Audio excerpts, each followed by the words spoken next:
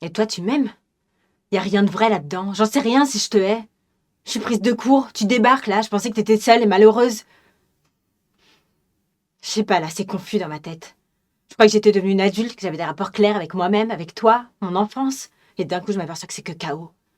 T'étais jamais là. Je sais pas ce qui a été le pire quand tu jouais à la mère au foyer ou quand tu partais en tournée. Quand j'étais malade ou simplement pas sage, tu me rendais à la nounou. Quand t'étais là, tu t'enfermais pour travailler.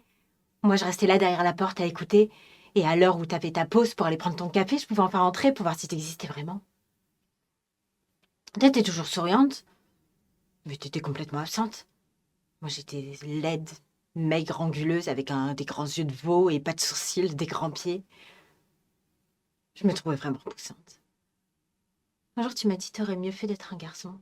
Et puis t'as ri pour pas me faire la peine, mais j'en ai quand même eu. Un jour, t'avais tes valises en bas de l'escalier et toi, t'étais au téléphone, tu parlais dans une autre langue. Moi, je priais pour qu'il soit arrivé quelque chose qui te forçait à rester là. Puis t'es venu vers moi, tu m'as embrassé très fort. Tu t'es mise devant moi avec un grand sourire. Et puis t'avais ton parfum qui sentait super bon et qui était merveilleux.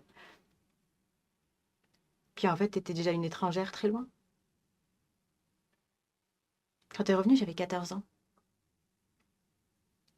T'avais plus rien à faire, alors t'as concentré ton trop plein d'énergie sur moi. Pas un détail n'échappait à ta vigilance maternelle. J'ai compris que pas un millième de ce que j'étais vraiment ne serait ni aimé ni accepté. Alors je t'ai copié.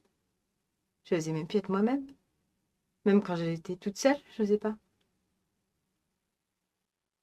En fait, il n'y a jamais personne d'autre qui t'a intéressé que toi. T'es une invalide de l'amour, t'as pas de sentiments.